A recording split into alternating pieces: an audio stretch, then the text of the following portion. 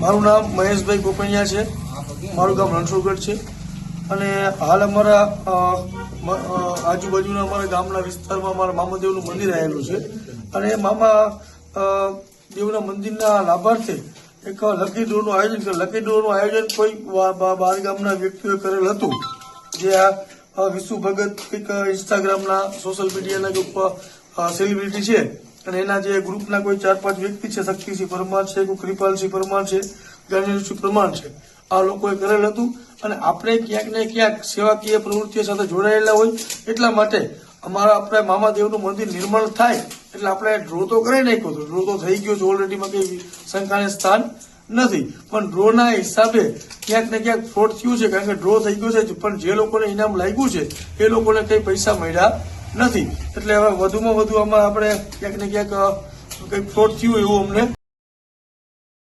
મારું ગામ સરંભડા અને આપણે જે કડિયાણાથી માથક જે જનાર રસ્તો છે, અહીંયા મામાદેવનું નાનું અમથું મંદિર આવેલ છે અને મંદિરના જીર્ણોદ્ધાર અથવા મંદિરના કામ બાબતથી આ ડ્રો રાખવામાં આવેલો હતો. કોક વિશુ ભગત કરીને છે.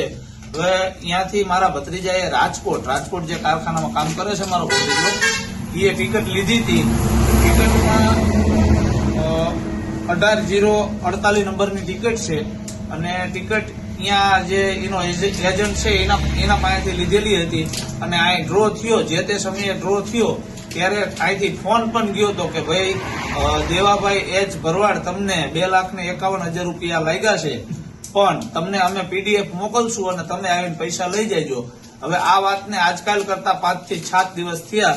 આયોજકો કોઈ ફોન રિસીવ કરતા નથી, પોતપોતાના ફોન બંધ આવે છે. અમારામાં કોઈ પ્રકારની PDF આવી નથી. ટિકિટ 300 રૂપિયાની લીધી હતી, 2,51,000 રૂપિયા 14-15 તારીખે ડ્રો હતો ત્યારે લાગ્યા છે. એક નાની દીકરીએ ટિકિટ ઉપાડી હતી, ખોલી હતી, એમાં મારા ભત્રીજાનું નામ હતું. પણ આ જે આયોજક મિત્રો હતા એ બધા એકય અત્યારે અહીં દેખાતા નથી અને અહીંયા તમે જો આવી રીતે બધું અમે મંદિરે આવ્યા તો જાણવા મળ્યું કે આ લોકો કોઈના ફોન બોન ઉપાડતા નથી અને પૈસાની હજી કોઈ ચર્ચા હમણાં 15 મિનિટ પહેલા મેં મારા ભત્રીજાને ફોન કર્યો, હજી કોઈ ફોન કે કોઈ વળતો જવાબ મળ્યો નથી અમને.